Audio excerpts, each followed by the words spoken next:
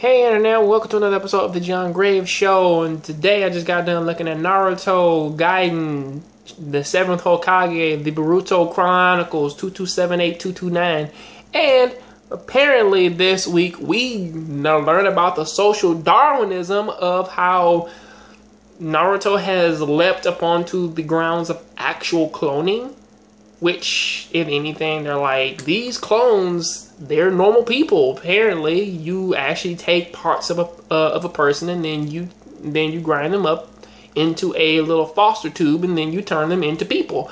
And this is the brand new shadow clone jutsu, which, if I can really think about it, it seems to be...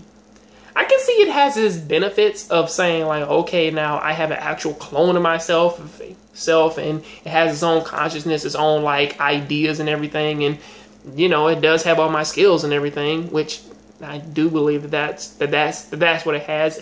If it's a shadow clone, you know, just made physical, then this means that the entirety of how they were cloning other characters like Yamato and pretty much like Orochimaru, man, like stealing bodies, and even our brand new character here, Shin, and how Shin was made from the arm of Danzo, it makes all of that sort of seem like all the experiments beforehand were actually rather, you know, fruitless, if anything.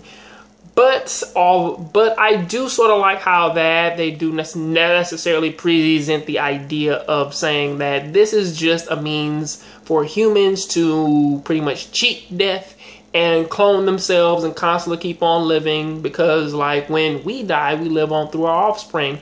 I am getting so many Metal Gear flashbacks right now that this shit is so fucking crazy. Or, you know, before Metal Gear Solid 3 and 5, but you know, I am getting so many flashbacks of that shit. But either way, though, going into this, we do finally find out what is going on with Sarada, and this does have a nice little epical foreshadowing to how Sakura sort of sees Sarada, her daughter, and the reveal of how Karen was, or at least like who Karen's mother actually is. Because we honestly really tuned in to fucking see that shit of saying like, well, now, I wonder if she's Sakura's daughter or Karen's daughter, which, to be fair, well, let me say this first.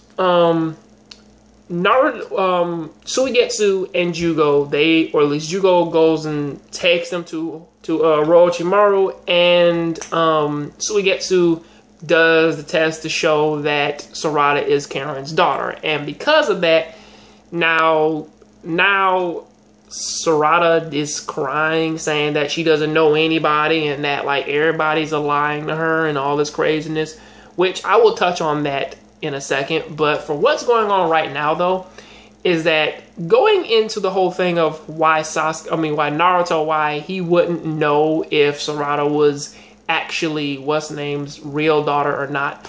The question remains is that whether she showed signs or not, the question is, if this is well, now of course this is Karen's daughter, but the question is, how did she get there? How did she get into the Leaf Village? Because honestly, that's something which that needs to be explained. Because from how I know, or at least like from how this is sort of leading up to, you would think that Sarada is just like a test tube thing, just fucking grown in a lab, as they've pretty much sort of like already stated so far.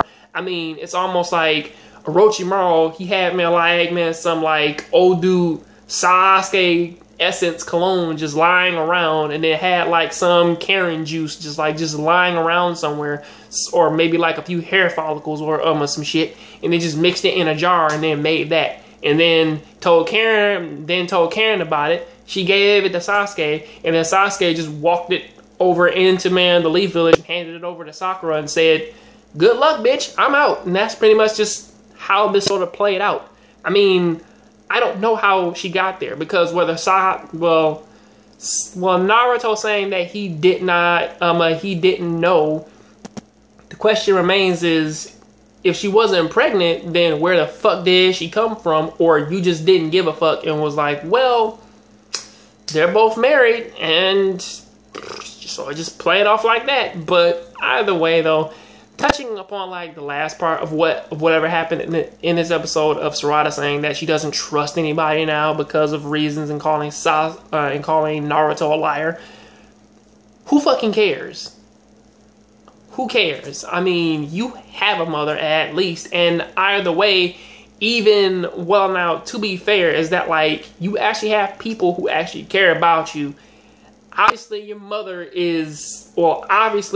she knows who you are, or maybe Karen doesn't, but if she doesn't, and this is her daughter, then how in the fuck would she not know, unless, you know, we go with like the perfume, like analogy. And even then, who's the fuck to say that, like, based upon her age, that, like, she's even ready to have kids or not, or even is willing to meet you?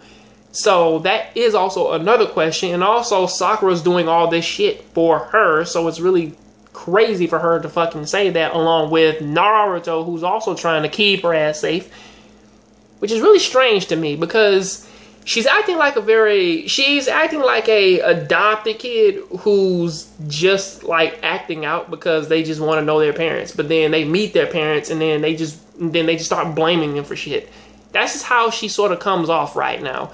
I'm not saying that this is like horribly written or something like that, but it's just really odd, and it's like it's something that it needs a little bit more explanation, and you know, I need to know every side before I can make a judgment here, because I don't even know if she's, well, now right now it's coming off as if she's being unfair to the people who actually have been taking care of her for all these years. But either way, until we finally see how she actually got there, I really can't make a judgment call. So please tell me, what do you think about this down in the comment section? I'll catch you on the next John Grave show. Please keep watching anime, keep playing video games. I'm out.